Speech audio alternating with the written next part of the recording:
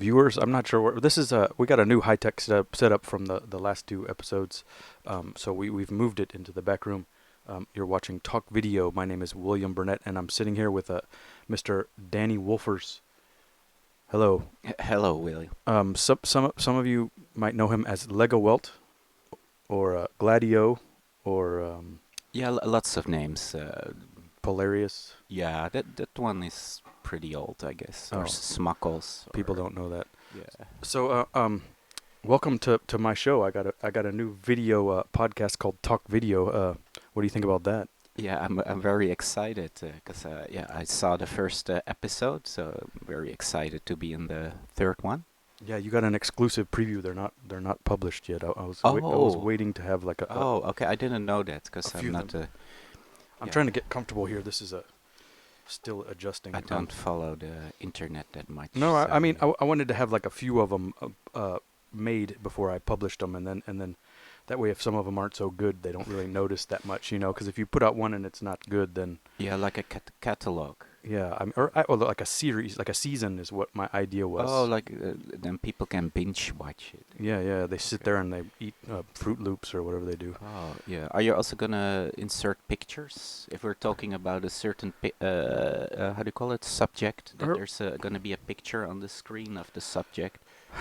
I have to. I don't know. I'm still learning. Because I want to definitely have like links to YouTube stuff. Like say for instance, you talk about a song, so maybe in the description you could have like links and like a time when that thing is on. But then I guess you could take it further and have it on the screen. But that seems like a lot of work. But we'll see. That sounds like a good suggestion. yeah, or a picture that scrolls like or in the site It or could be like a here game. It like somewhere. bounces around and it'd be hard to click on it. Yeah, or you have to guess when it hits the corner, like on a DVD logo intro. These are fantastic. See, I needed this input from these media genius like yourself. I don't really know. My idea with this is that I want people to feel like they're part of our conversation, and I feel like that's kind of what my goal is with these things. So I don't know if we're going to go through it, and if we want to go through some of your history, or if you have like some subjects that you wanted to talk about. Um, I guess we do a little bit. I'll do a little bit of an intro. For those that don't know, I've known you for quite a while. Like Yeah, 2001. yeah, I since think. Yeah. yeah, 15, 20 years or so. So I have a little bit of. I know your mother, and I know I know some stuff. I've seen your childhood home and stuff like that. So you're from the Netherlands. Yes, from Scheveningen, a small beach resort fisherman's village that's part of The Hague, which is a big city in Holland. So how many people are in The Hague these days? Well, the greater conurbation or the metropolis, or how do you say that? Conurbation. Yeah, conurbation I don't means know. the entire region of the city. It's Is, it's is probably 1 million people, and a lot of times when I play shows somewhere and they say, "Oh, where are you from? Are you from Amsterdam?" And always say, "No, I'm from The Hague." And then most of people know where it is, but some people have no clue where it is. they just know? I mean, the thing you think of is the World Court. Is there? Yeah, yeah, the criminal justice court, and we have the international organization that does like the nuclear weapon treaties and stuff like that. Why did it end up there? I don't know because yeah, it has something to do with the early peace treaties. You have the Hague Convention that was in the early 20th century, but I don't know much about that stuff. You're just a musician, huh? Yeah. So you were born and raised in Scheveningen. But to answer, I Oh, told sorry. you 1 million people, right? Yeah, yeah, yeah. Yeah. Okay, I You forgot. answered Yeah. that Okay. part. Yeah. So you're in this small beach resort town, which is it's very quiet most of the year, and then the 3 or 4 nice days a year, there's people pissing Ye- on the sidewalk. Yeah, but now there are much more nicer days because of global warming. Oh, that's nice. Yeah, but it means like all the Your country won't all exist. the imbeciles come out. Uh, and you don't even really go to the beach. No, sometimes more to the quieter parts. Yeah. Oh, okay. And so you're born and raised basically in the same 10 block radius. Yeah, you could say that. I lived a few years in a suburb. I grew up my very early years in Scheveningen, but then there was a little, how do you call it, time spell? Is that a spell of time? Is that Sure. English? Yeah. Yeah. That I lived in a suburb, uh, but then we quickly moved back to Scheveningen. Yeah. And did you have brothers and sisters growing up, or No, no, no, no. just you and your parents? Yes. Okay. And then, so any major events that shaped you to who you are today that you remember, like like a moldy cheese or something? I don't know. Moldy I cheese. don't know, man. What that affected the brain or Yeah, yeah. something? I don't know. I'm just, it's, Um. don't think about that too hard. You mean Like just something from your childhood that you can remember, like what you went to the mall and you bought some tapes, or you were met your teen idol, or you went to skateboarding, or no, I hang never gliding. did skateboarding. No. Yeah. I cannot stand on a skateboard. So you weren't like in the sports or anything like that. You weren't on the like hacky sack team or something. No, I'm very bad at sports. Oh yeah. So That's why I became interested in synthesizers and electronic music. so That's what, you never went outside. basically, yeah. Yeah. So you were just No, as a child you were in your room. oh, it's not like that, you know. The beginning of my childhood was pretty normal, just like with playing outside with friends, you know. I had friends, No way. yeah, and yeah, I don't know. And then yeah, in my early how do you call it, teenage years or adolescence, Yeah. yeah, I started becoming more of a recluse, I guess. And That was because I got a computer from my parents. what kind of Uh, computer was that? the first computer I got was a Commodore 64, and I guess that changed my life. Yeah, Yeah. yeah. And what? And so you get you did you the parents just bought it for you, or you like went out and asked for it? Wow, I kind of asked for it, but there was also this thing with parents then that you had to give your child a computer. But it was already like pretty late that we got a computer. Like other families or kids, they had computers, but I got one in like 1989, and then the Commodore 64 wasn't really like the Yeah, most modern it's like machine. 6 years old already, or something. Yeah, even 8 years, I Mm. think. Yeah, or is it 1992?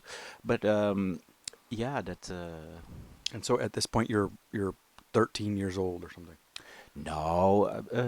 When I got the Commodore 64, I was maybe 11. 11. Okay. Yeah. And then later, because my parents saw that it was promising me and computers. um, well, I got a Commodore Amiga, which is really way more advanced computer, which you could make music with and And is do animations and graphics and stuff. but you were so you got the computer to make, or that was your first go-to thing, was like, I'm gonna make music on this thing, or you had No, played video games? yeah. First, you're a kid. You think, oh, cool, I can play. Yeah, you think you have the future in your house. You know. And then you turn it on and you play like some driving game. Yeah, like yeah, but yeah, I was always quickly bored with playing computer games because yeah, I found it quite yeah. There was not a real reason to play them. It's Yeah. but I really love to see the world that was created within these computer games. That was really fascinated by that. So did you learn how to program some stuff, or you got started Yeah, writing but simple codes? a very simple programming, like in BASIC, and that's still a hobby of mine, programming really crappy games in Commodore BASIC. But that's like the if then program kind Yeah, of. that's like programming for for the Yeah. like not so smart people. You've really toned down the language. All right, so you had the Commodore 64, Yeah, and then you got the Amiga, yeah. and then you're like listening to like the radio and stuff, and You mean like musical influences, or Yeah, you're alluding to that? Yeah. that's my question. Yeah. Yeah, but then also it's the Commodore 64 and Amiga was also a huge influence musically, because you had the video game soundtracks. Yeah, like And a lot of times that's overlooked a bit, but that was a huge influence for a lot of electronic music producers in the 90s. but like which games? Well, there were famous Commodore 64 composers like Rob Hubert and Ben Daglish, Um, and yeah, they made amazing soundtracks.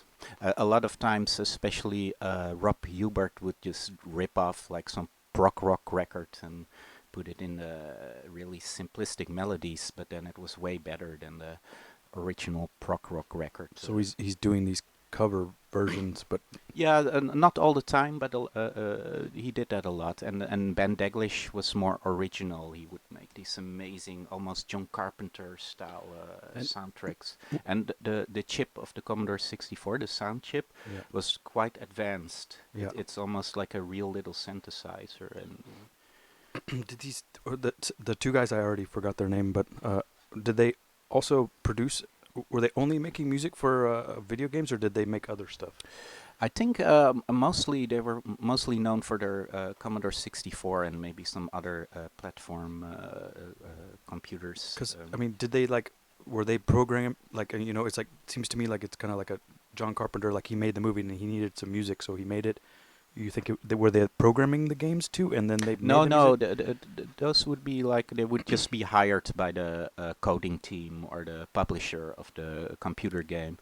The coding was done mostly by a, I don't know, 16-year-old kid What in his is bedroom, you know. Commodore? Is that it's a British company? No, it's American. Is it? Oh, what Yeah. do I know? We see. I don't know. The weird thing to me is that we're about the same age, and we had we had Yeah, Atari and that is true because Commodore Commodore. was not, the Commodore 64 was not very popular in America, but in Europe it was huge. I mean, they Yeah, sold 30 million copies of that computer but I mean, in the rest of the world. and Yeah. that's the Pong was on, right? The original Pong was on.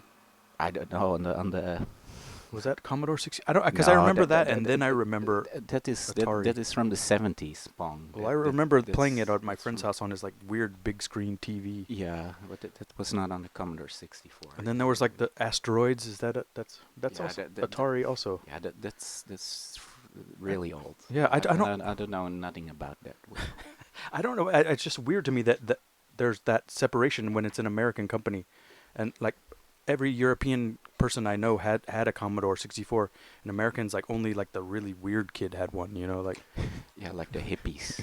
no, I don't even know if they were hippies. They were like maybe they got it like at a pawn shop or something, or maybe their parents were European or something. Yeah, or they were like artists, And maybe. I don't know.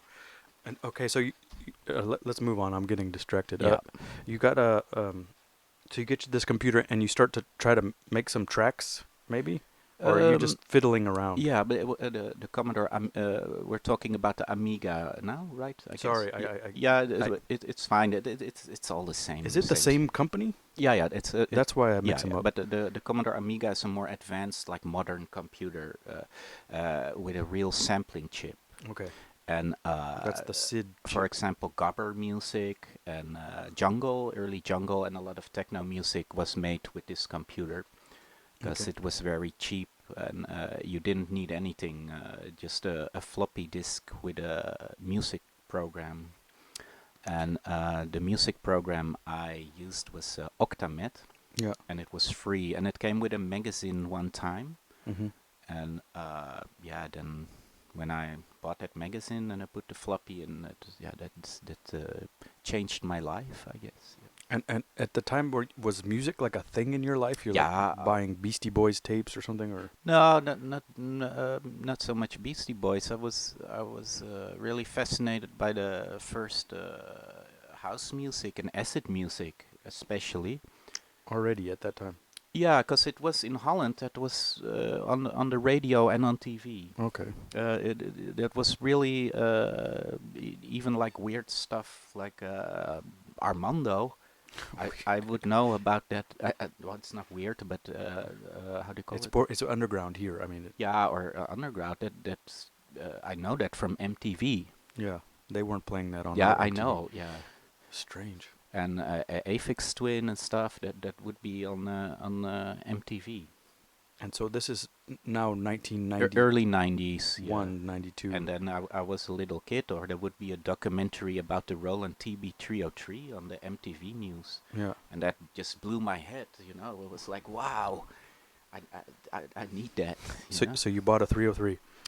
Yeah, that took a few years. I think, of course, I started with buying a completely useless thing like a Yamaha DX21 FM synthesizer, because there was no real information about synthesizers. There was no internet. You couldn't like Yeah, research. vintagesynth.org didn't exist, or not that it's very helpful these days. But the only thing was that my dad got me a book from the library in Dutch about synthesizers. Yeah. And so you went down to the store and said, "Get me a DX21," or they No, recommended it. there was an advertisement in the local newspaper, and Oh, it said it's good for house music or something. And I said, "Wow, okay." And it was cheap, so I got that. And then I came home, and you couldn't do. I thought you could make acid sounds with it, but it was an FM synth, and there were yeah, no knobs to turn. Because the only thing I wanted was like a knob that where you could make like filter. Like yeah, wow, wow, wow. That's why they put the big filter knob now on all the synths. yeah, yeah. So that's what the people want. But of course, I had no other choice than to learn the DX21. It's a good synth. I still have mine. Yeah, in my sad, lonely evenings, I spent in the attic, you know. But those were fruitful, I guess. So Yeah. so you were while you were learning this thing, you're listening to some pirate radio, playing along, or you're just trying to hook it to your co- Amiga. Yeah, but I was listening to pirate radio and to commercial radio and everything, and I was also already started buying records Yeah. because there were a lot of underground electronic music record stores also in The Hague, and yeah, like Hot Mix from Ferens, but that A was little bit later. yeah, that was 1994, I think So 1993. pretty much the same. So you go into Hot Mix, which is for some history. This is run by Ferenc Van Yeah, Dijk. it was basically the first record store in The Hague, or maybe even Holland, that was really specialized in the weirder or like in the American, how do you call it? It's like How? Detroit and Chicago house and techno, basically, and New York techno and Midwest rave sound or acid sound, Yes. like Drop Bass Network. Okay. Because back then most of the stores in Holland were focused on the mellow house and gabber, or like What's Mellow House? yeah, mellow house is a typical Dutch thing. That's basically everything that was not gabber or hardcore music was called mellow house. But typically mellow house is like club music with organs, with So house it's organs. like CC Peniston. Yeah, that No. was considered real mellow house. Yeah. Oh, interesting. And so, did you meet? So, when I say Ferenc, it's IF, who now runs Intergalactic FM. Um, did you meet him and other people at that point, or you were just like a customer, Yeah, like a weird? I, I never saw him at the shop actually. There was always somebody else working. And by that time, I didn't really know who that person Sounds would about be. right. Because, yeah, I think later, uh, later I heard on the radio about these persons. Who are these persons? Well, like IF and Unit Oh, Mobius, Unit like Mobius. Guy and stuff. And that was also a very important, yeah, how do you call it, event. Yeah. Not really important, but I was like, oh, wow, that's cool, because they came from The Hague. And Yeah. it was not like gabber or mellow music, but it was like, yeah, like the Detroit and Chicago music, but then weirder and quite unique or something. And I thought, wow, these come from The Hague. That's so cool. That means I can also make a record and be of importance or something, you know. Because that's what it's all about. No, Well, in the end, I psychologically, I don't know what I don't know what it's all about. I'm just yeah. talking shit. So at this point, you start going to some of these underground events, or you're just still kind of looking at from afar and learning. Do you remember? Yeah, I went to parties a little bit later before I first was like mainly focusing on production and record collecting, and it was also because yeah I don't know, I didn't go outside that much, you know. And the idea of going in the middle of the night to some weird squat that sounded no, but maybe when I was like 17 or 18, I started going to the Once you got your driver's license. y- No, I'm no. I remember the first party I went to by myself, because back then there was also I didn't know anybody who was into it. so let's describe this day. So you know you're like at school all day. It's on a Friday or a Yeah, Saturday. yeah, and I had some friends at school, but they thought this was very weird that I listened to this music, So and even to make it, they would think I was crazy, you know. so you told your friends you're like I'm gonna go to this party tonight. Does it? Yeah, but these people wouldn't. Yeah, I knew they wouldn't go, but it was actually Mike Paradina's music. He was Okay. playing in Amsterdam, so I went all the way by myself to Amsterdam Yeah. with the night train. It was a real big thing, and then And your parents said, "Sure, go ahead." yeah, yeah, they were very supportive Oh, of because me. it's the Netherlands, it's pretty safe. Yeah, yeah, of course, yeah. Okay. And well, then I went there, and then I saw it, and yeah, it was okay. So you get on the tram and you go to the station, you take the train there, you walk to the club Yeah, I in walked. Yeah, Amsterdam. yeah, And what club was it? Do you remember? yeah. I was in Milk Paradiso. It was Paradiso. Sonic X Festival, I think. And did was there who else was playing with Mike Paradinas? It's music, right? Yeah. Yeah, yeah, yeah. And I was a huge fan back then So this of is his heavy music. IDM period, like Yeah, yeah. Yeah, and 1996 or I something. loved that. Yeah, yeah, not EDM.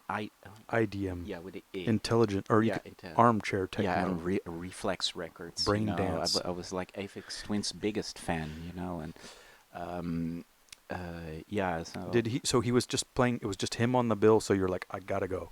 yeah, yeah. This was And like you didn't talk to anybody, or did you get a beer, or I got a beer. I remember that. yeah, Yeah, you're like, yeah, I want to get a beer. yeah. In a plastic cup. These are Yeah, the details I want to know. yeah. And then It all went downhill from there. yeah, I vaguely remember some people talking to me, but I didn't really talk back. And then yeah, then I left again and I went back.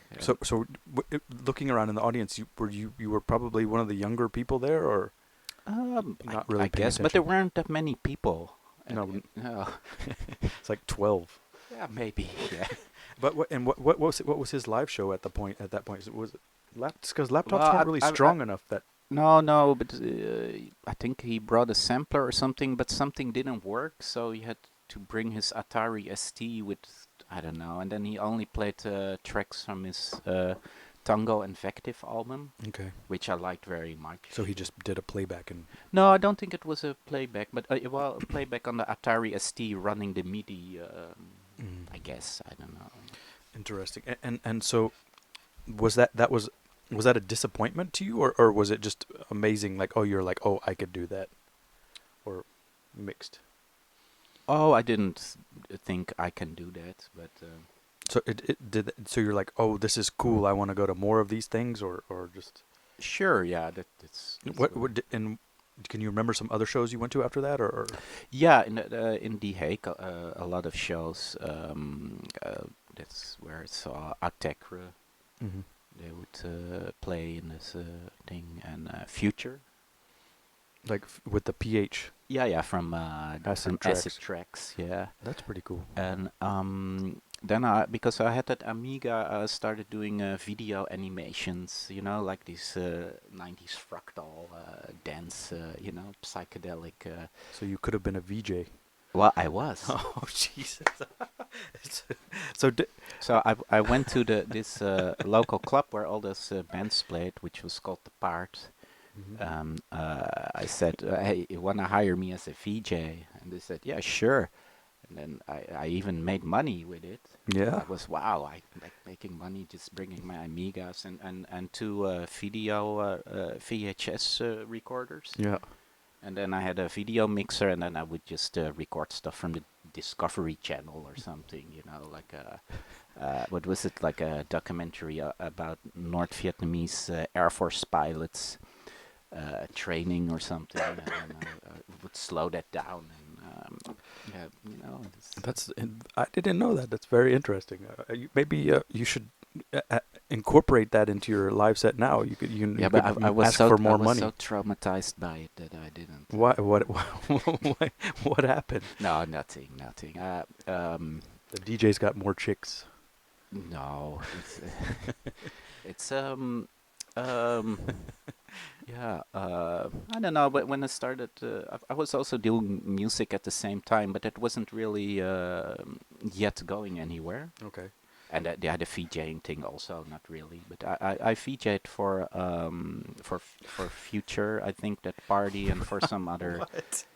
for for some other bands also, I think Speedy J or something, and yeah, I don't know. Um, I had no idea.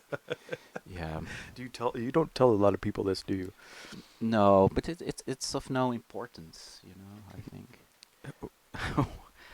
Okay. I don't But know. it was very cutting edge and cyberpunk to do that in that time, And I guess. Yeah. so you're mixing together the images.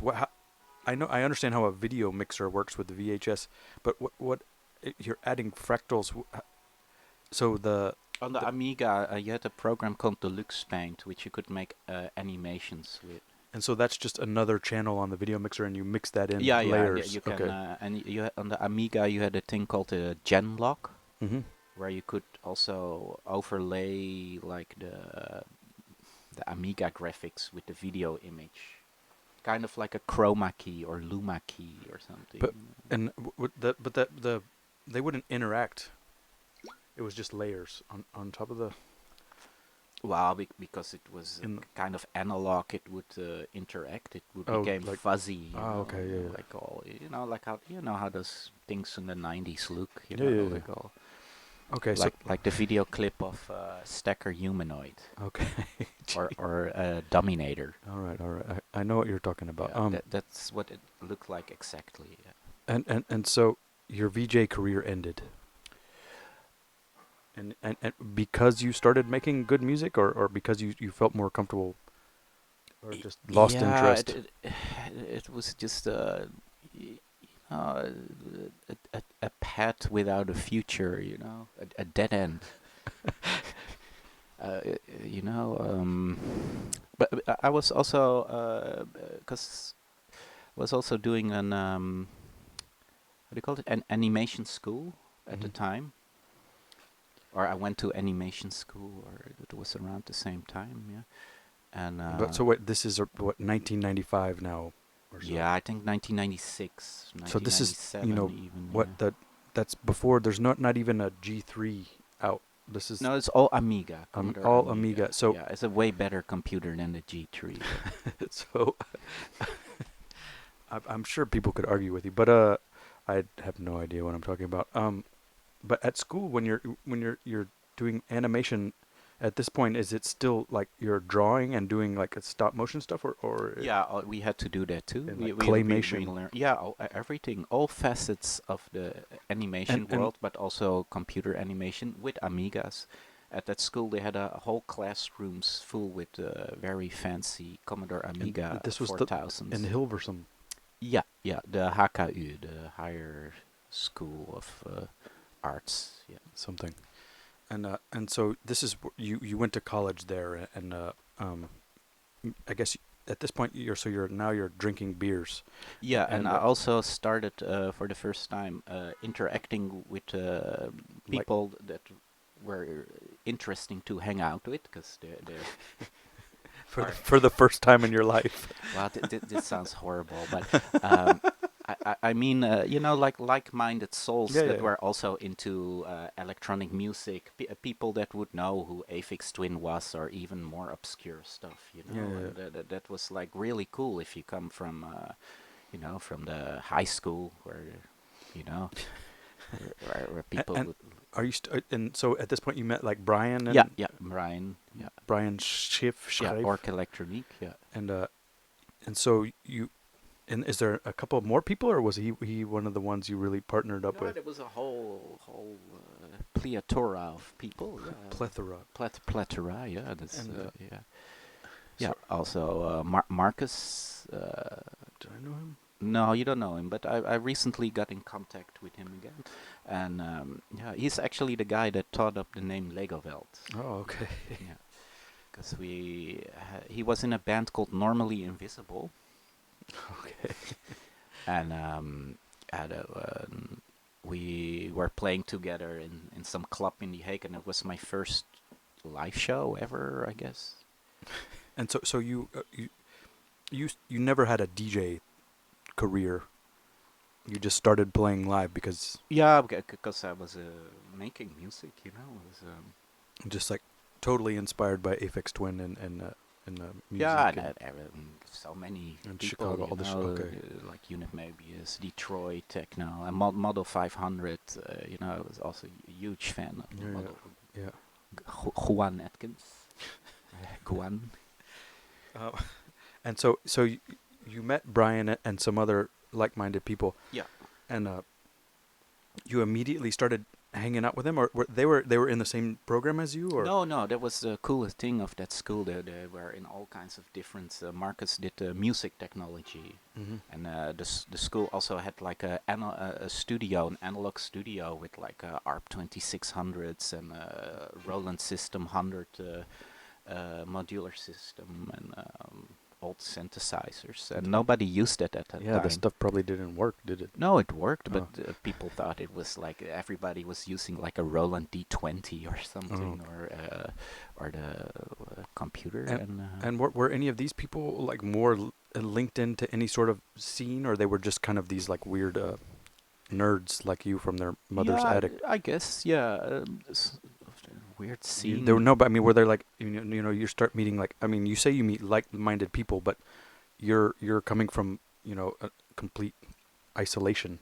It Yeah, seems yeah. like were any The, of the, these other people like you start meeting like cool guys, like yeah, you but said. some of them also came out of isolation. We were all like little chicklets, like little, like bursting out of the egg, Yeah. and then coming into this fascinating, how do you call it, incubator of creativity, Wow. which was the school. And yeah, that was very exciting. It was really like almost like an artistic movement, and like you read about in like Like Dadaism or yeah, something. or the Bauhaus now, So but then a really imbecile version. so you started this new movement. Ah, What was it called? There's no name for it, or well, actually, I can remember that some people really had these ideas, like we have to make an how do you call that when a like statement, or but if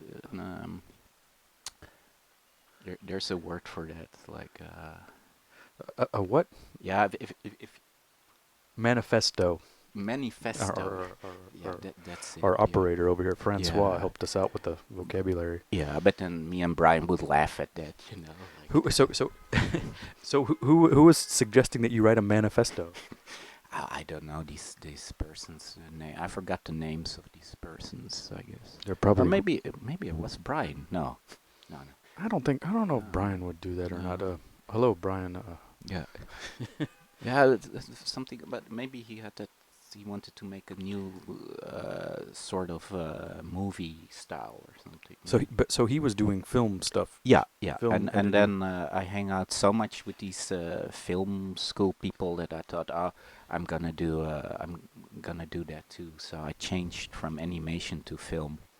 And then and then you graduated, or did it, what else happened? I know I was gonna move on to where you wrote your thesis about The Simpsons, because that's the only part I know about your education. But maybe some others. There was when you're in Europe, you go to school for like 20 years, right?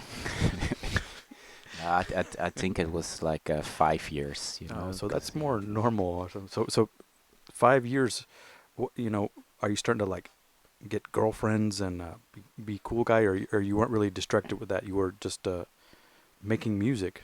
yeah, yeah, I was making music. I was, And did you yeah. start to put out records and stuff, or Yeah, in the later years of I think the first record I released was in 1999. That was a Pimp Shifter on Bunker Records. and how did that come about? Well, me and Brian went to a party in The Hague where Ferenc and Guy and Unit Möbius were playing, and we had made a demo cassette with our music. And then we saw them there, and we had never talked with them, and this was 1997 or 1996 or something. And I said, "Oh, shall we give the demo tape to Ferenc or to Guy?" Guy seemed a lot nicer. Yeah, I think he was a little bit more approachable So because he was standing closer or something. so when we say Ferenc and Guy, Ferenc is IF, Yeah, and Guy is Guy Tavares, yes, Unit maybe who is runs together Bunker with Records, Jan van Dijvenvoorde. Yeah. and was also yeah. So just to clarify that, and so you gave the demo to Guy, Yeah, and then Guy called us. and talked to your mother first. You think, or Probably, yeah. what do you think she thought? She's like, he's quite a character, you know. Oh Do you yeah, think he chatted with her on the phone, or he my just asked? mom loves Guy. Yeah, Yeah. she always asks about him. Yeah, Oh. it's yeah, yeah. And so Guy calls and says, Yeah, well, I don't know, like in his, weird little voice, like, oh, yeah, I really love this stuff. You know. I don't think that's what he sounds like, but No, I don't know. Yeah, but then we were very happy, of course, you know, when you, as an artist, when you hear the first time you hear that they're gonna release a record, yeah. it's pretty cool, you know. And so these tracks, Brian Org Electronic, who this record was together, Legowelt and Org Electronic, Derek in North Korea. There were three Oh, no. records. There was Pimp Shifter for me. There was The Eye That Never Sleeps from Orc Electronique. Mhm. And there were the few records we made together. The first one was Wir leben in Pussywelt and Derek in North Korea. Mhm. And there were a few other ones. And these all came out within what, the same yeah, like year? within 1 year, Yeah, yeah, yeah. even half a year, yeah. And that basically established our musical And then hegemony. yeah, I do call hegemony. hegemony. Your vocabulary is much better than mine. I like to use these fancy words. Okay, so so now you're on Bunker Records. This is like the Hague Bunker Records, not to be confused with. There's another one now, which is In New York, yeah. yeah. So this is But that's called The Bunker. I don't Yeah, I think. I don't know. Or Just Bunker New York. Yeah. I'm not sure, but this is for me. This is the original Bunker. Was there another Bunker before that? I don't know. No, there's also Bunker Records in Australia, but it's like a trans label from 2012 or something. And so Guy at this time he's a pretty freaky guy, and you're this like sheltered college student. Yeah, but we were also pretty freaky still. I guess you are pretty freaky. Sheltered, you And know. did the question I was going to ask earlier is that these tracks you made, was Brian was coming to your studio and making them there, or he had a place Yeah, too? Brian started getting stuff and making his own studio a little bit too. So Yeah. yeah. So And he was living in Den Bosch. Den Bosch Yeah. still, and so you guys are kind of these like he's you're meeting in Hilversum and then taking the train back to either his place Yeah, or yeah, to and the Hague. we And went all over because you could travel for free with the train too. and And you're yeah. and you're a student and you're playing some parties. And so when did you start playing outside of the Hague, or how long did that take once the record started selling? Yeah, I think the first gigs in the first few years were mostly in Holland. I think our first international gig was actually before we released the record with Guy in Lille, I think, in France. Okay. And then he made the mistake. He thought we were playing at 6 o'clock in the afternoon, but then it was 6 o'clock in the night or something the following day or something. I remember that. And So then, so you didn't play, or no, you no, we played. And so you then, just sat and wait and no, they got us a hotel even. Yeah, wow. and it was like, wow, we got a hotel. And then, yeah. And so you played in Lille, and then this just kind of you finished school, I guess, right around the same time, or a little bit Yeah, I later. think that was 2002 when I Oh, so finished, or 2001 I finished school. so I think we were still at school when we first met. me, Yeah, yeah, I think so too. yeah. So so now this brings into the era where I know I met you or something. So you're playing, you put out these records, and for some reason they did pretty well. This was like in a time period around what, this was 99, 2000, Yeah. maybe 98, maybe barely. Yeah, And the first vinyl record was 1999, or that was the compilation maybe in 1998, I think. and Yeah. these records were the way that I found them is that there was a few things that came out around that time. You know, there was like IF Space Invaders or Smoking Grass Yeah, that was a was a little bit earlier, I think. big thing that kind of, Mhm. you know, made it to the U.S. at Yeah, least. that was a super hit. Yeah. Yeah, and then also there's things like from Detroit still there was like Doppler Effect and Mhm. Adult Airsets Audio, Yeah. and then there's also other things, you know, like International DJ Gigolo was a pretty big thing too, Mhm. with like Miss Kitten and the Hacker, and they also put out some Doppler Effect. So this is this oh, jeez, this is that time, um, and did you start? You started. Sorry, I got distracted, but it's raining It's outside raining. now. It's nice though. But so this time you started playing.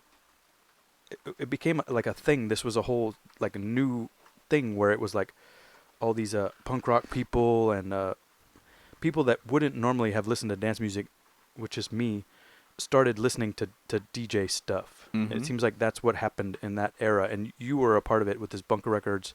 Even things like Invasion Planet came and kind of crossed over too, Mhm. and it also it brought in this new era where the internet was a big deal, Yeah, it was very and important. Yeah. we had these internet communities that Mhm. started forming around the main one. The one where I met you was a Global Darkness. Yeah, from TLR. Yeah, TLR Jeroen. Yeah. ran it through Bunker Records, sort of. Mhm. I'm not quite sure what the deal was, but I just remember finding it because you could read like, oh, there's a biography about Bobby Orlando, Mhm. and also um, I don't know what else was on there. There was like bios Mhm. of artists, and then you went to this forum and you would see people commenting like, I can't sync my 808 to my computer, Yeah, stuff like that. and Yeah. then you would go on there and say like, hey, what do I need to buy to get my stuff to work? You Yeah. know, Yeah.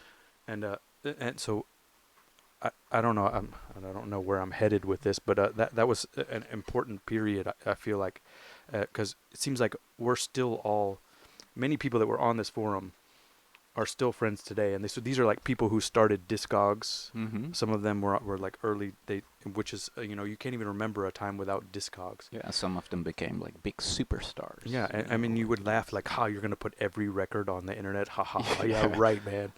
And now I don't know what they're doing, but they're Yeah. probably just contributing to it. They're not Yeah. making any money. Yeah, I don't know. Maybe they're multimillionaires. But so I'm just setting the scene, and this, you know, this is also the early time. I don't know what the festival scene was like in Europe, but the thing that was here was DMF, the Detroit Electronic Music Festival, which is now called Movement or something else, and it was a free festival, Mhm. and that was also starting. So this was kind of like a new era, and seems like you were there at the beginning of it and a part of it. Um, I don't know where I'm heading for that. I'm just trying to set the scene for Yeah, what there was were going very on. exciting times, Exciting times. but they were not maybe only in hindsight, you know, Yeah, because because back then it was pretty mundane, maybe. yeah, yeah. Also, I mean, basically, we were just talking on these internet forums and like learning about how to whatever Italo record was cool that week, and you know uh, complaining about Yeah, and then there Electroclash or was something. Electroclash, Yeah, which we hated. but I don't know why, but just Yeah, I don't know, but it was something. it wasn't cool. Yeah, something. It wasn't. Yeah, You did, when you're that age, you don't want to be labeled or something. yeah. I don't know. Because it was also coming from some kind of like punk attitude background with Unit Mobius or Guy that had that, you know. And then there was this like we were put in this or pigeonholed Yeah, but I into this why thing. didn't we like Electroclash? I never really, just because it was a stupid name. Yeah, or maybe because it was very superficial. Yeah, because I mean, I remember I would go to the like Larry T party like at Lux, Mm. Berliniumsburg with the Spencer product, and you would go. It would be the only party you would go to, and you would hear adult and some techno. But I mean, they would also play like the Clash and like Mm. I don't know some other, these.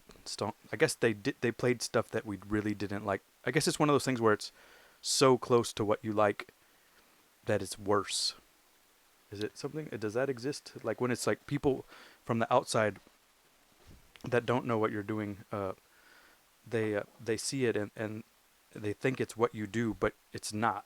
Yeah, maybe that was it, you Does know. that And make then it? people thought you were also like an Electroclash person or something. Yeah, and I guess it was more fashion, and we weren't really fashionable. Yeah, that back then we hated fashion. Uh, At anything that has to do with fashion, that was you know. did we? But then we played at the Tribeca Grand Yeah, of Hotel, course we would play those parties, you know, and fashion parties too, of course. You and know, our how do you call it? Our morals are easily swayed by the dollar. yeah. You know, we only move for money now. So that brought with this era. I met you, and I was working with some safety in numbers, and they hate me now, and probably still want to fight, which is weird. But and I organized some tours, and we would drive around the country. This is just to explain. I just want to Yeah, tell people what it was like before. those were truly magic times. Like with like 7 people in a small van driving 3 days straight from Chicago to Seattle, Yeah, and then playing all these for weird. 12 people. Yeah, there would. Yeah, But if this is before like flying JetBlue and getting picked up and taking an Uber and yeah, having an Airbnb. and booking agencies and Yeah, professional this promoters. this was like put a post on a forum and say anybody live in Cleveland. Yeah, And that wants to book us. yeah, and then you would get you play at this whatever bar, I mean it was, I don't know, there was something to it, like do you remember anything specific from that time? You have a good story from that or Wow, era? a lot of stories. You know, of course, there's the the famous incident in Texas Which one? Which where? where Bangkok Impact dislocated his knee while dancing. Yeah. Me and Brian were playing, and Sami from Bangkok Impact was dancing, and then he dislocated his knee. Now I remember like the we had to stop our music or something, and then these ambulance people came in. Yeah. And I thought, oh my God, Sami is shot or something. No, I was dancing with Sammy at the time, and I was doing this thing where you like Yeah, yeah, that's move your your knees fault. side It's to your side, fault. and he was laughing, haha, because he's Yeah. always happy, and he broke, and I just he looked at me, and his knee did something, and he went Yeah, on the but ground, it, and I just it's reached. like a flexible fin. They cannot dance like you. No, and I just held his leg, and it was like, this way. And Minto was there too. Yeah, yeah, Minto from from Down Low Down Low, and he's Records. like Yeah. a physical therapist. He was like, Oh, "Let me take over," and then yeah. Okay. So, but he had to go to the hospital, right? yeah, and they and so here's the other part of that story that is great is I was the driver pretty much. He was the only other one with a driver's license. Mhm. So it made the trip much more difficult, and we had to cancel some gigs, and some bad stuff happened, some threats and things. But that's another story. Yeah, for that's for the biography in 20 For years. the Yeah. extended. I don't. Yeah. I mean, it's not even worth talking about. But those times. What? Or yeah, like that we were in Fargo or something, or lost in the Badlands or near Yeah, when we let near. Sammy and Casson drive, Yeah, and and we went like 4 hours out of the uh, way. you were all asleep, but then Sami and Kasse were navigating in like a lonely desert highway in New Mexico, No, going we were in. No, this was in like Idaho and Nebraska. This was on oh the way to Seattle, the longest drive. oh And they were like listening to Basic Channel, like freaking out, like listening to Basic Channel over and over. It just put me to sleep. uh, uh, Yeah, good yeah. times. And so we did this a couple times. We would drive all the way around. We would go to Seattle, Mhm. Portland, uh, San Francisco. We played at that rave, and they were expecting Bunker to be like Unit Mobius style. Do you remember that one? They thought you guys were gonna play like Where not at, where was that? in San Francisco when they had, Oh, when they the had the rotten beer and we all got sick. really? Yeah, that was you. I don't think you had any. I was like, Oh, no. We played at this rave, and they were expecting the like Unit Mobius, like the early Bunker Acid oh, Planet and we stuff. would play And you showed like up and played like basically, Italo. yeah, yeah, No. Italo or Grandmaster Flash, the message or something. Yeah, and they weren't having it. The guy was not happy. Wow, fuck him, Yeah, I don't know. They Or were they were nice who's the before we played, yeah. or you played.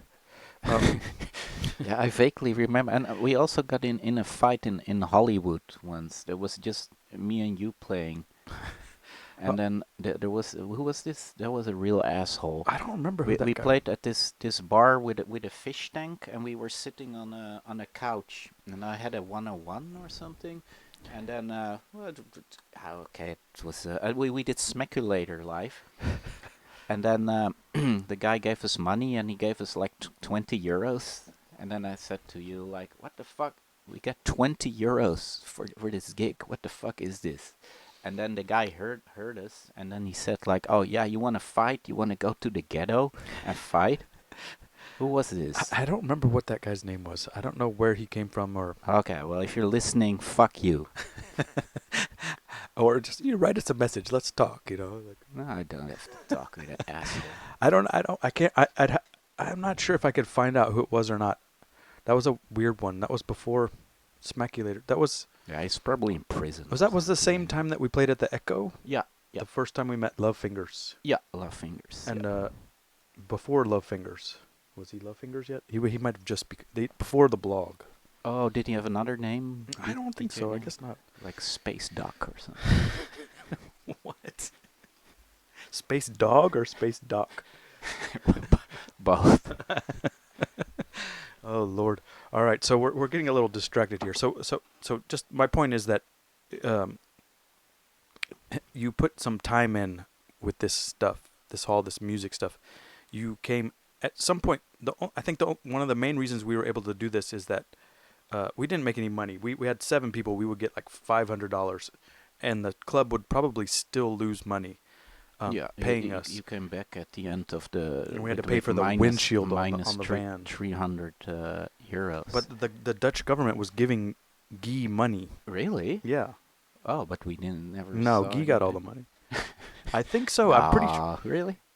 I Yeah. think he was getting, and then TLR figured out how to do it later. I think. Oh, but that was to buy the airplane tickets or something. I'm not sure. There was some government Because stuff I that helped remember out. this one other funny story that we were in New York or something, and it was the end of the tour, and we had absolutely no money left. I mean, all 5 of us had like $10 together, and we had to buy. We went to the dollar store, $1 store, to get food to buy a meal, Yeah. and then we let Guy do the selection, and he bought like a can of Pilpo. Gross. Like this, I don't know, Octopus. octopus and a bag of rice and like the hottest peppers he could find his hands on. And he just ate it raw, or what? He's gonna. No, he put it all together, and then yeah, nobody could eat it. It was too spicy. And then for the dessert, he made like a big bowl of mashed bananas and tangerines, like mashed, and he ate the whole bowl. And then that was at Dan Physics' house, I think. When he still lived in New Jersey. Yeah, and then I remember Guy in the middle of the living room, like a sausage in a sleeping bag, like, oh, I ate too many banana porridge. Oh, I'm sick. I'm sick. While there were these like really artistic techno people visiting, like these real like German like. Almost like from that movie, The Big Lebowski, like Autobahn, the band, like really, and they also had like these te- cyber techno, and they were just looking at him in disgust. And yeah, So that's a good story. yeah, So what? You didn't die though. You made it. yeah, yeah. Of course, we always made it. You know, it's not that the hardship is of course nothing compared to real hardship that Yeah, people in the it's, world have to go through. You know, luxurious problems. yeah, Um, first world problems. so these tours, they were memorable, and we had good times. And slowly, also the weird thing too is that that same time it was probably what, until 2006 or seven, we were doing these tours like regularly. Even in Europe, I would go and drive around, and this was also a time when the record industry and a lot of these distributors like completely failed. Yeah, Like I don't understand. It doesn't. I didn't realize it at the time, but now looking back is like I don't understand how any of this happened, because this was back. This is when it started being like, instead of selling 1,000, 10,000 copies of a record, you you would were sell started 300 started or selling 300. So even this 150 or yeah, this something. entered that era of the music industry. These big distributors Yeah, were but closing, it was like a big lull or valley and of then destruction. and what, I don't remember, like, when did it start picking up again? Do you remember? It was 2007 or 8. It kind of. I think 2010 stuff really started slowly emerging again, like a phoenix from the ashes. And definitely Clone Records survived the onslaught. Yeah, And yeah, Rush Hour, but Rush Hour it was a is, little later, yeah, no, it was at the same time. But but they weren't cool for a long time or something. yeah, I don't know. It's more housey or something, but also not. I don't know. At that time, it was all one big happy family. I know. Um, I don't think so. no, uh, I know. Yeah, but it went on. So what happened? I don't know. It just started. Uh, It became more popular, or yeah, we just kept in hanging there long enough. oh, I guess at the same. So once you keep hanging in there long enough, you become older and more cult or something. Yeah, and Maybe. we should mention also this the same time. I guess another internet community that was pretty strong.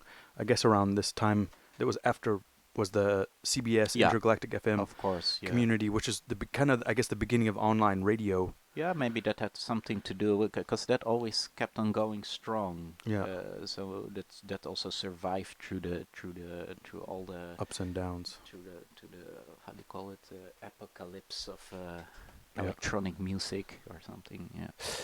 Um, but then slowly it became this thing where you get like a booking agent, and you're good yeah. So hotels and things became almost very professional all of a sudden. Compared to how we did it, and started making money with it. and do you remember that moment, or did you, or was it a It slow? went kind of gradually, because my booking agency Octopus came from Clone Yeah, Records. It was originally like a booking agency for surge.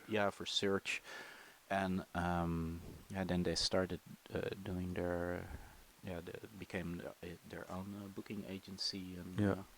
and I guess when you're on an agency somehow, for me then at least, um, I became a little bit more professional too. That sounds How so? well. For example, playing gigs. But I don't. I never noticed a difference. Yeah.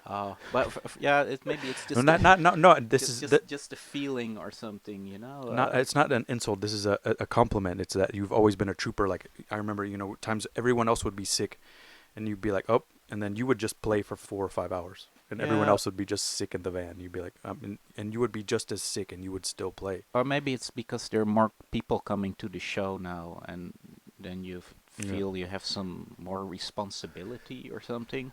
And how did that change your music? I mean, what you're playing more hits or what? More um, boom boom boom.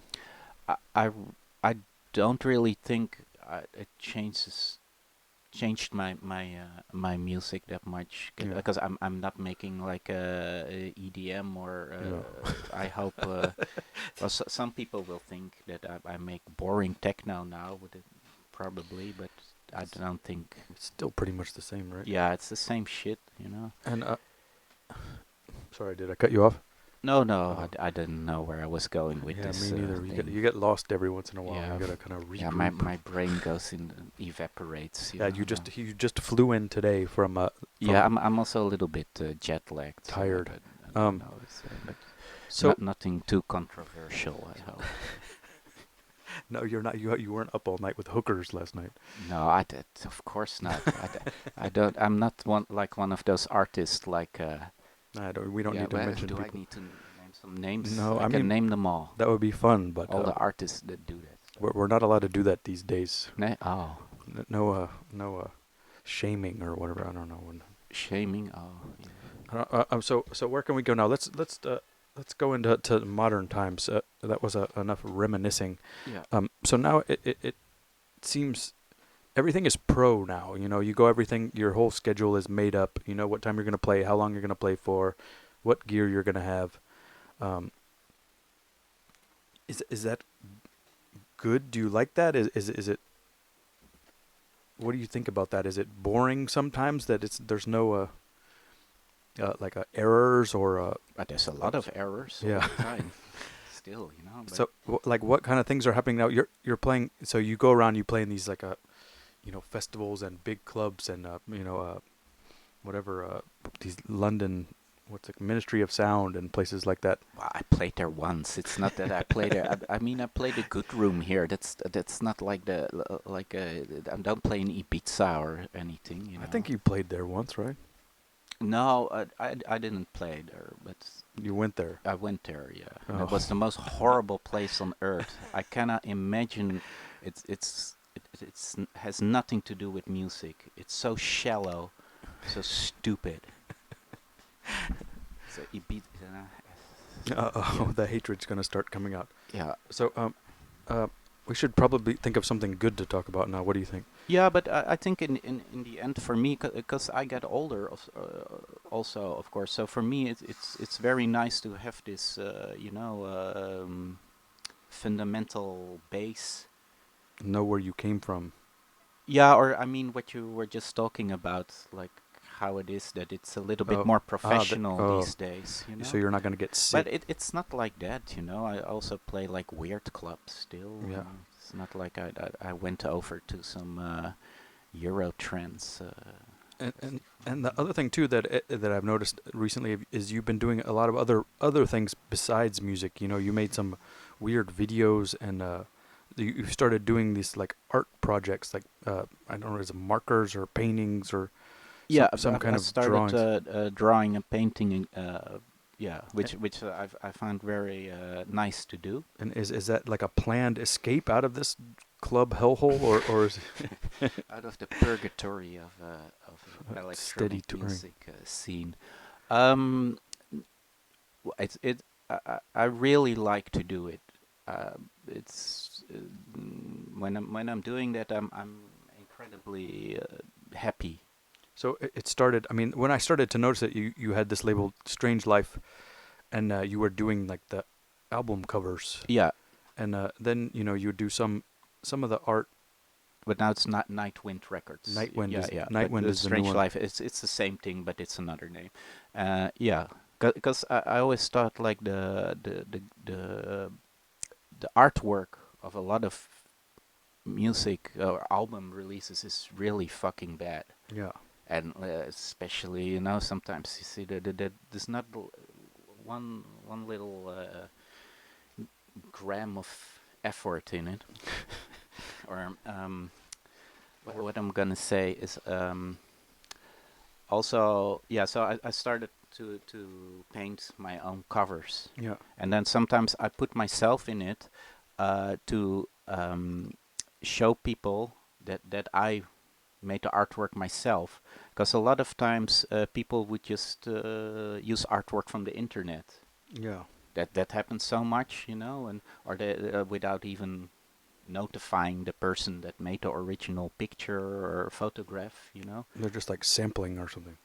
Yeah, they just put it on there. So, and I know if I would put a drawing of something, then people would think I took it from the internet. So in the first few releases on Nightwind, I would always put myself there, so people would know, oh, that's not a picture from the internet. That's the. But I mean, you also told me at certain times that it was like a therapeutic. You enjoy drawing, Yeah, yeah. so that's a part of it too. And the other thing too, you started doing like this sound tracking movies and stuff like that. Is there going to be more of that, or are you going to make the movies, or just? Well, it would be fun to make the movies, but like we of course made Relics of the Past. Yeah. And I'm sure there's gonna be another Relics of the Past or something similar. Yeah. I've got this idea for a movie. With puppets. Yeah, with puppets, kind of like a Jim. What's his Jim name? Henson. Jim Henson, but then it's called Gnome Hunter. That's the working title. Sounds like a video game. Yeah, it's kind of like Troll Hunter, the Norwegian movies, but instead of trolls, it's with gnomes. I don't know that. And you want me to help with this, or am I part of this? Yeah, No. you're gonna be one of the actors. Oh, in it, jeez. yeah. So, I mean, the thing that was hard. It took a lot of work. I know you did a lot of the. I sat there. I was there. I was there sitting right next to you. It was a lot of work to make those movies. But the cool thing is now is we have the technology to where we can all do it all ourselves. It's pretty crazy. And that like this podcast now we can do a 3 camera setup. One of them is out right now, but we'll fix it Oh, really? in a minute. No, that's fine, right? Yeah, but We it's still have two. it's fine. We'll Yeah. keep going. We don't have to worry about it. Yeah. The but- show must go on. Yeah, yeah.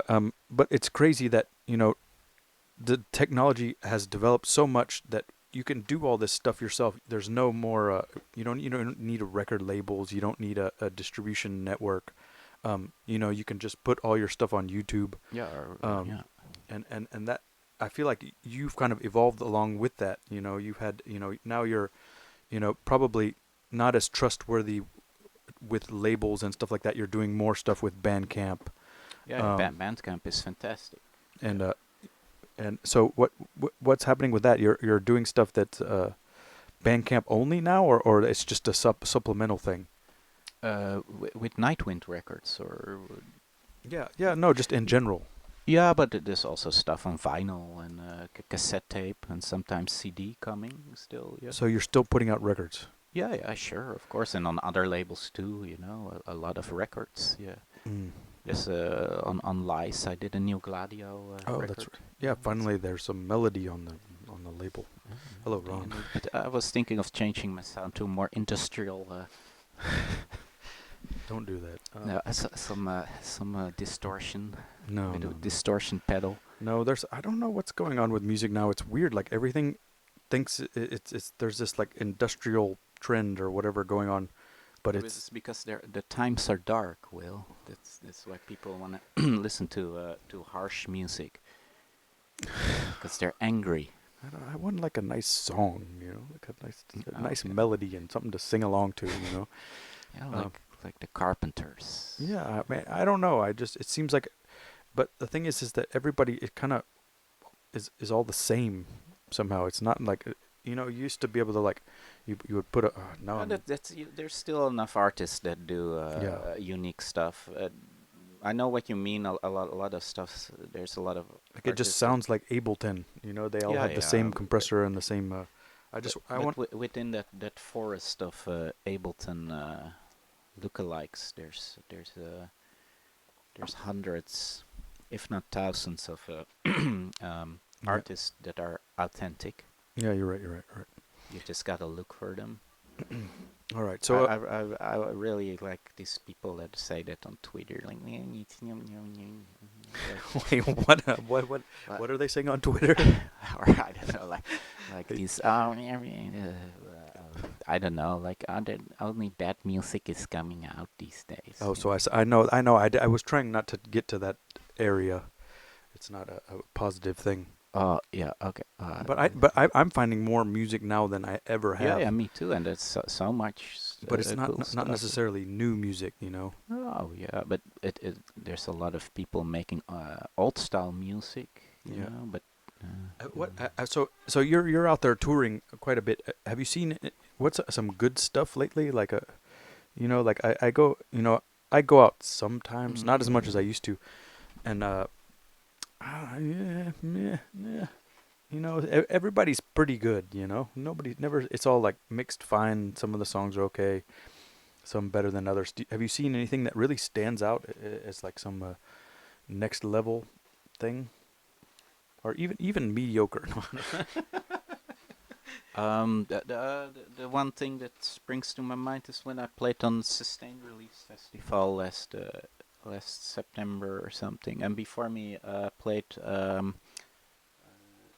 Chapel Hill. What's her name? Not financial assets, Liquid acid. liquid assets. Yeah, and that was live. Was I was quite flabbergasted how the flow of the melodies and chords and stuff. It was very hypnotic music, Yeah, and yeah, it might not work so much on when you download it on Bandcamp, but live it was really intense. yeah. And well, there's a lot of stuff like that out there, you know. Yeah. Doesn't sound like it. Well, I'm really bad if somebody asks for an example. If somebody says, Yeah. "Oh, what are the 10 best songs currently?" I'm Well, like, I'm not trying to do that. I'm trying to have like a open discussion about what something you saw that was pretty okay. I'm not. yeah, but and there's like right now as we're talking, there are like thousands of isolated super dorks in their bedroom Yeah. making the best music ever. How do you think they're gonna? How are they? What's gonna happen next? Are they gonna be like a YouTube only, or is it gonna be they're gonna leave their house, or what do you see as coming? I Gonna think be the in next the thing? end people always have to leave their house. Do they though? Yeah, well, they have to get food, but in the end, they No, man. also want to hear their music in a club or loud or something, you know. Yeah, but now they got like headphones that like sound like a club. Yeah, but people also, really basically in the end, like maybe the real how do you call it? The framework of all this is that people want to meet other people.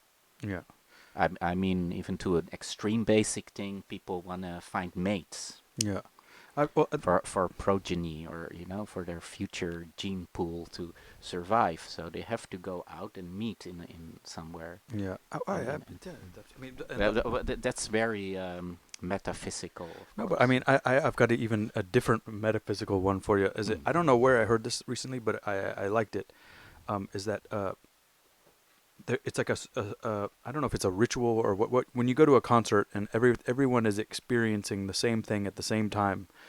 It's like a special thing, and it's like at that moment you're all experiencing the same thing together, and for some reason people crave this. Like I don't. There's that is some kind of weird human Yeah, yeah, like almost like desire. a spiritual, how do you call it? A spiritual happening. Yeah, I mean, that's I mean, in history, it's at one point it was like it would happen through religion at Yeah, a they would church go to ceremony, church and they would like, oh, the church and is now beautiful it's with the the club. windows and Yeah, yeah, or some people still go to church or wherever not the that fuck many. they're going, you know.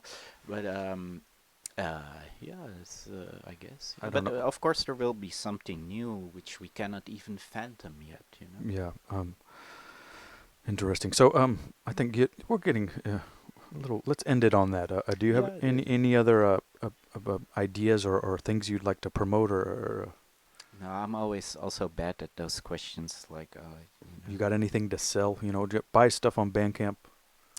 Check out you y- give away you y- could give away a lot of website stuff on your website. yeah, Legowelt.org. You can get free software and sample packs, and also music Yeah. and mixes.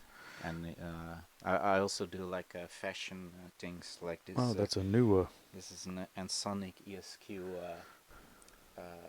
ESQ1 sweater from my fashion line. Yeah, Sarah, my girlfriend, makes them. She and screen prints where them. do you buy these?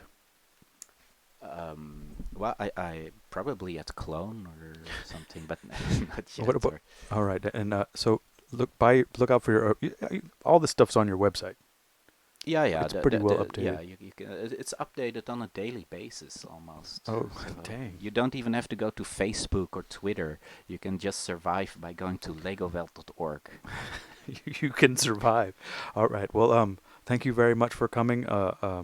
Hope it wasn't too stressful. No, it was a pleasure. I hope I didn't brabble too much. No, I don't know. We'll check in the editing, you know. Okay, But censor a little bit. Yeah. thanks again to Francois from the Lot Radio for helping us out Yeah. with Thank everything, you, Francois. and thanks to Focusrite for giving us a sound card. Appreciate Yeah. that.